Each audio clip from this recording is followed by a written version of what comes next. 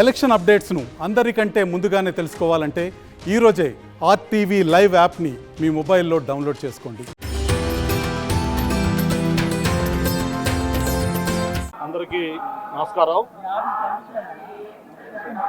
మొన్న ఎన్నికలు పోలింగ్ అయిన తర్వాత మా కులదైవం కలియుగ దైవం స్వామి వెంకటేశ్వర స్వామిని దర్శనం చేసుకోవాలని వచ్చి స్వామిని దర్శనం చేసుకొని ఆ స్వామి ఆశీస్సులు తీసుకోవడం జరిగింది.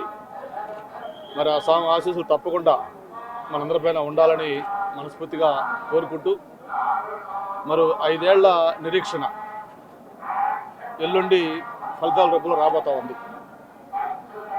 నిన్న మొత్తం కూడా ఎగ్జిట్ పోల్స్ అన్నీ కూడా వచ్చాయి. దేశంలో ఉన్న ప్రముఖ సంస్థల దగ్గర నుంచి స్థానికంగా ఉన్న అనేక సంస్థలు అన్నీ కూడా ఎగ్జిట్ పోల్స్ రిజల్ట్స్ ప్రకటిస్తే ఏదో కొన్ని కేవలం ఒక 4-5 సంస్థలు తప్ప మిగతా అన్ని సంస్థలు కూడా, అది నేషనల్ లెవెల్ కావచ్చు, స్టేట్ లెవెల్ కావచ్చు, అన్ని సంస్థలు కూడా ఫలితాలు ఆంధ్రప్రదేశ్ సంబంధించి ఏకపక్షంగా కూటమి వైపు ఉంటుంది. కూటమి ఘన విజయం సాధిస్తూ ఉంది. 53% పైగా ఓట్లతోటి తెలుగుదేశం పార్టీ కూటమి జనసేన భారతీయ జనతా పార్టీ ఆధ్వర్యంలో ప్రభుత్వం స్థాపించబోతుంది అని చెప్పి అన్ని ఫలితాలు కూడా స్పష్టం చేశారు.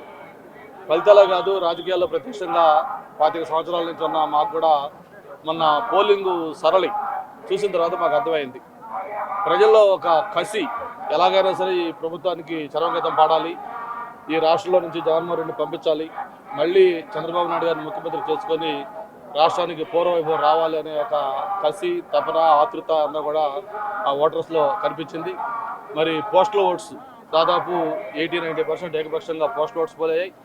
అలాగే హైదరాబాద్ కావచ్చు, బెంగళూరు కావచ్చు, లేకపోతే చెన్నై కావచ్చు, ఇతర ప్రాంతాల నుంచి తెలుగు వాళ్ళు ఎవరైతే ఆంధ్రప్రదేశ్ వాళ్ళు ఉన్నారో వాళ్ళందరూ పోలింగ్ రోజు వాళ్ళు బయలుదేరి వచ్చి మరి టోల్ గేట్స్ దగ్గర, ట్రైన్స్లో, బస్సుల్లో ఏలాడుతూ వచ్చిన తీరు చూస్తే ఆ రోజు మాకు అర్థమైంది ప్రజలు ఎంత కసిగా ఈరోజు ఈ ప్రభుత్వానికి వ్యతిరేకంగా ఉన్నారనేది. అవన్నీ చూసిన తర్వాత అలాగే పోలింగ్ శాతం కూడా హైయెస్ట్ వచ్చింది.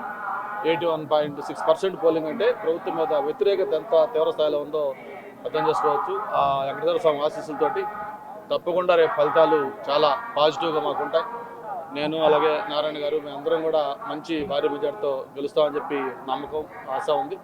అలాగే ప్రభుత్వం కూడా చంద్రబాబు నాయుడు గారి నాయకత్వంలో రేపు రిజల్ట్స్ తర్వాత స్థాపించడానికి అన్ని కూడా సోమవారం ఆశీస్సులు ఉంటాయని చెప్పి కూడా భావిస్తాం. ఇక్కడ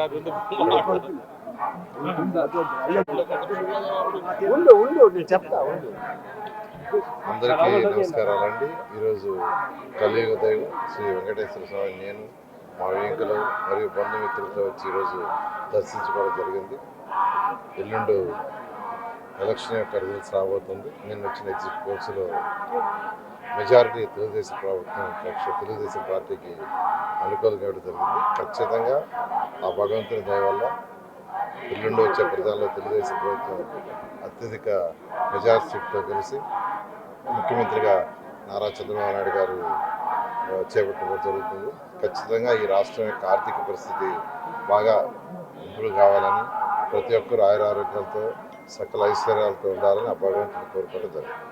5 దశాబ్దాల ఉద్యమ ఫలితం, అనేక మంది అమరుల త్యాగ ఫలితం, కేసీఆర్ గారి తెగింపుతో ఏర్పడ్డటువంటి తెలంగాణ రాష్ట్రం 10 సంవత్సరాలు దశాబ్ది జరుపుకుంటున్నటువంటి సందర్భంలో, దశాబ్దిని కంప్లీట్ చేసుకుంటున్నటువంటి సందర్భంలో, ముగింపు సందర్భంగా జరుగుతున్నటువంటి దశాబ్ది ఉత్సవాల ముగింపు శుభాకాంక్షలు తెలంగాణ ప్రజలకు తెలియజేస్తూ, ఈ తెలంగాణ ఇంకా అభివృద్ధి జరగాలి, కానీ తెలంగాణ చిహ్నాలను విధ్వంసం చేస్తే తెలంగాణ ప్రజలు ఊరుకోరు అని తెలియజేస్తూ మరొకసారి దశాబ్ది ముగింపు ఉత్సవాల సందర్భంగా తెలంగాణ ప్రజలకు శుభాకాంక్షలు.